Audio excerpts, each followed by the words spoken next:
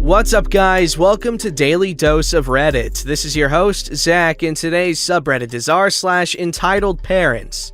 This story is called Halloween Tradition Ruined by Entitled Parent and Entitled Kid. This happened over 10 years ago, so some of the dialogue may not be word for word, but it was the actions that are key to the story. Me and my wife don't have any children. We were not able to have any due to health reasons, but we used to live in a suburb which had many families with small children. What we would do each year is go all out on Halloween for the local children. It is a way we give back to our community and have fun while doing it. We probably have enough Halloween decorations and animatronics to supply a couple haunted houses with stuff left over. So we try to do something every year for the kids and dress up to hand out candy. It is our favorite holiday. Each year we would divide the decorations. In the backyard we had strobes, scary music, fog machines, several animatronics, and it was pretty cool but intimidating to some of the smaller children. Some kids would cry out of fear if their parents suggested going through the backyard to get candy. In the front yard we had some more tame decorations, and my wife was dressed up handing out candy. In the backyard, I had a huge candy dish set up, but I was hidden out of sight controlling some of the effects and animatronics. This year we had 20 pounds of candy, 4 5-pound bags, split between the front yard and the backyard. After the first year of setting up the elaborate displays, our house became the must-see attraction on Halloween, and we learned very quickly that it is always better to have too much candy than too little. We would do something extra special for the kids that were first to show up. One year it was king-sized candy bars for the first 10 kids. Another year we gave candy and $1 coins. This year we were feeling generous, so we decided $5 to the first 10 kids, which was split between the front yard and back. My wife had 5 $5 bills she handed out, and I had 5. I chose to lay out 5 regular-sized candy bars with $5 bills taped to each one, and set them up in front of the huge bowl of candy which had both 5-pound bags emptied into it. Now, I should point out that we never had any issues in previous years. I always used the honor system in the backyard, allowing the kids to get their own candy, and my wife would hand it out. The kids had a great time and were always respectful. We actually garnered a lot of thanks from our neighbors for going all out for the kids. The kids who enjoyed it and would go out of their way to do nice things for us in return, such as shoveling our driveway, cutting our grass, etc. Okay, back to the story. This particular year, it had gotten dark before the kids started trick-or-treating, so I took advantage of the darkness with some of the more stealthy animatronics. Ones that moved but were hard to see because they were not lighted, like snakes, spiders, and bats. From the sidewalk, kids that were not scared or wanted to be scared would walk down a small path around a few trees where I had let the grass grow close to knee-high, which helped camouflage the strobe lights and fog machines. I would have a few small outdoor speakers playing some kind of creepy or scary sounds or music as the kids would walk down the path to a clearing in front of our shed where we had this huge creepy-looking wicker chair with a motion-triggered zombie that sat in it. You would have to pass in front of the zombie to get to the table, which had the candy and a sign stating that we use the honor system, please take 1 piece of candy. Well, the first kid showed up, a boy about 8 or 9 years old, his 4 or 5-year-old sister with their mom. It was not uncommon for kids to be accompanied by their mom or dad if they dared to go into the backyard. Both kids took one look down the dark path and chose to go to the front yard for candy. This continued for about 10 minutes before a kid about 13 or 14 gathered up the courage to come down through the backyard. Yes, I scared the crap out of him, but when he made it to the table, he just stood there. I wasn't sure if he was still shook up from the zombie jumping up because he just stood at the table for a moment, afraid to take any candy. This happens a lot too, because they think something will grab them if they touch the candy. One year we used the candy bowl with the hidden hand that would do just that, but not this year. I set down the controls and stepped out from the shadows, which scared him again. I was wearing a long black cloak and black gloves and skeleton face makeup to assure him that he could take one of the $5 candy bars. He grabbed it and quickly ran back up the path to what I guess was a younger brother who had received candy from the front door. Me and my wife had a system to communicate when someone would take one of the $5 candy bars, so we could make sure no one would go to the backyard and then try to go to the front yard. I would flip the floodlights on the corner of the house, which she could see. We had a sign along our wooden fence that pointed out that you could choose the scary path or the less frightening front door, so parents didn't have to take small kids into the backyard and leave with them crying from being scared. It was probably 5 minutes before 2 kids that looked about 10 or 12 years old came through the backyard together. They walked slowly, teasing each other along the way, jumping and screaming out of fear occasionally when one of the bats or spiders or other animatronics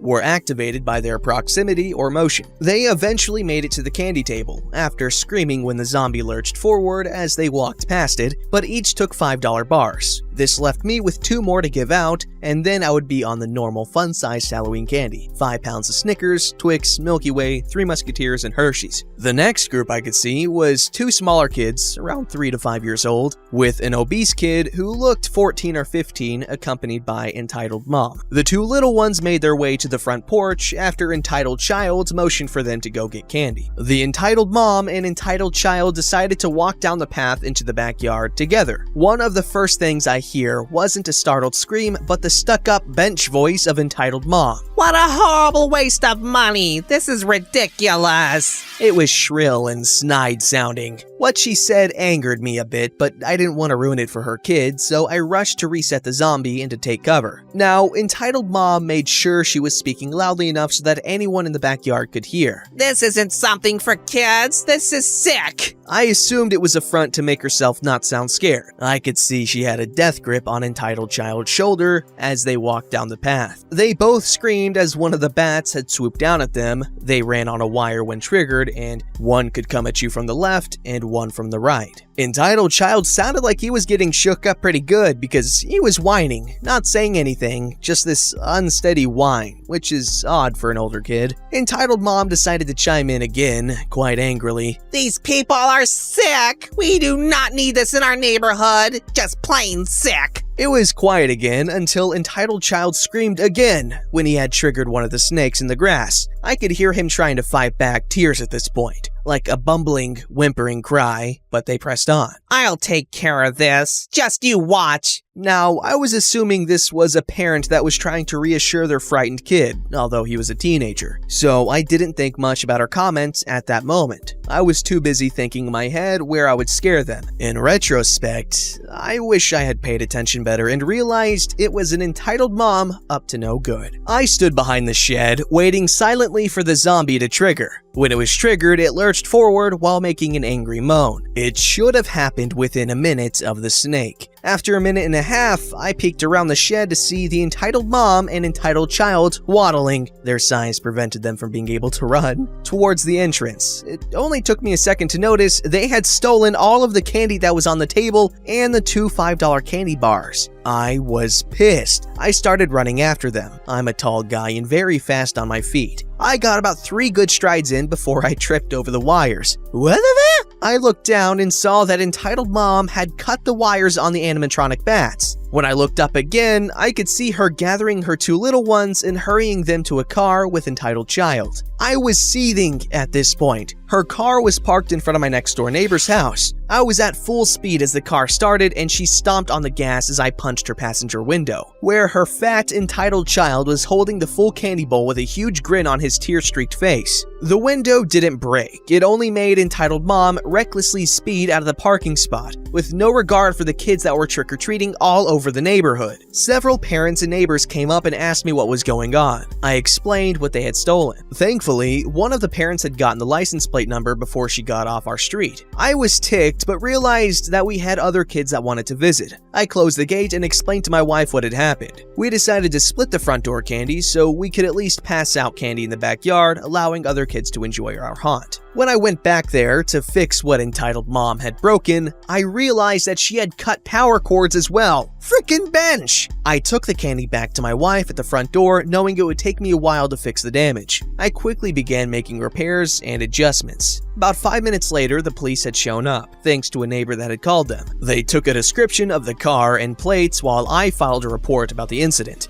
By the time I had finished with the police, the 2-hour trick-or-treating had ended. My wife had about a half a bowl of candy left, and she said she might have seen about 100 kids. I had seen 3 and 2 thieves who ruined the rest of the night for the other children that wanted to attend. We had considered holding over for another night and allowing kids to come again, but unfortunately the weather had gotten cold and very rainy, which plays hell on our animatronics. It was a few days before the cops had located Entitled Mom. She lived almost 30 miles away and brought her kids to my neighborhood because they had heard the rumors about our mini haunt. She and her son were charged with destruction of property, vandalism, and criminal mischief. Apparently, several cops' kids were supposed to attend but never got the chance after Entitled Mom and Entitled Child, which angered several officers. Entitled Child was charged as a minor. The police also recommended I also file a lawsuit in civil court for the damages, which I gladly did. The fallout. In courts, Entitled Mom and Entitled Child tried to claim that I was bringing Satanism into the community, a community she didn't live in, and that she felt that she had to do something. They were as snide as ever in court. Entitled Mom was found guilty on destruction of property and vandalism, but not criminal mischief. She got 6 months in county jail. Entitled Child was removed from her home and spent the next 2 years in juvenile detention. Apparently, this was not the first time he was in trouble. The court never elaborated on his previous crime due to him being a minor. As for the civil lawsuit, I won, and she was ordered to pay me $4,000 in damages plus another $6,000 in lawyer fees. The neighbor across the street is an attorney and represented me. We continued our haunt for 2 more years until we moved out to the rural area we live in now. We don't get trick-or-treating kids because the nearest house to ours is about a quarter mile away. It's always a matter of time before someone ruins something nice for people. There these people are just trying to do something cool for their community, and these foreigners, they come out of nowhere and just ruin it for people. What a jerk family, you know? However, we did get that sweet legal justice, which is always nice to see. This story's called Entitled Kid Gets Instant Karma Slapped in the Back of His Face. Literally. I'm a 13-year-old male, and English is my first language, and I'm on mobile. Okay, let's go! So a little bit of backstory. I like to go to the skate park with my friends every once in a while to ride my scooter. Skaters, please don't hate me! Because the community is really nice and is pretty fun overall. Really awesome stuff. My specific wheels, important later, are called Honey Cores. They are really good, but not really built to last that long. And I was waiting for it to dehub soon. Dehub is for the rubber of the wheel to get ripped off. Now let's get to the story. I was riding a part of the skate park so that you would end up at the same place every time. That place is a good place to perfect your tricks. Here enters Entitled Mom and Entitled Kid. Entitled Kid looked to be around 8 to 10 years old. Look, Mom, his scooter is rainbow. Yeah, you wanna try? Yeah. Hey, can you let my son try your scooter? Sorry, but I think my scooter wheel will break soon. Looks fine to me. It already feels loose. By that time, it was already my turn, so I do my thing. But as I said earlier, it ends up in the same place. Please, Mom. You seem to ride it fine. Now I was out of excuses, but I'm wearing a helmet and Entitled Kid isn't. Don't teach me how to take care of my own child. Please.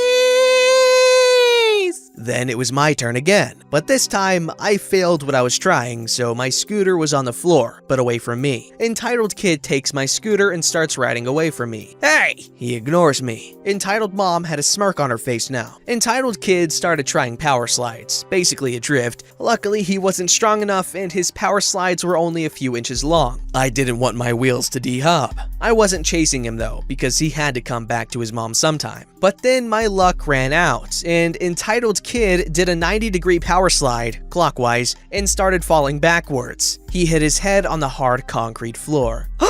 Oh no! I started running to see if Entitled Kid was okay. Just kidding. I went to see if my wheel had dehubbed. It had. I brought my scooter to my bag and sat down. I felt kinda sad since I bought it with my pocket money. Why didn't you help up Entitled Kid? By then, I just picked up my headphones and started listening to XXXTentacion because that's what my mood was. Luckily, my friends were nice enough to all leave the skate park together, and we went to one of their houses, so the fun didn't stop that day. So that was my first, and hopefully last, encounter with an entitled mom. Okay, this was really well written for a 13-year-old, because usually when a 13-year-old writes a Reddit post, it's horrible. I'm just being honest. But this was good, and it was funny. You need to write more. Okay, seriously, this guy was good, despite him being a scooter kid. Yes, I have a prejudice against scooter kids, because they are, indeed, typically very much annoying. Skater gang, rise up! I'm kidding, I haven't skated in like 4 years maybe.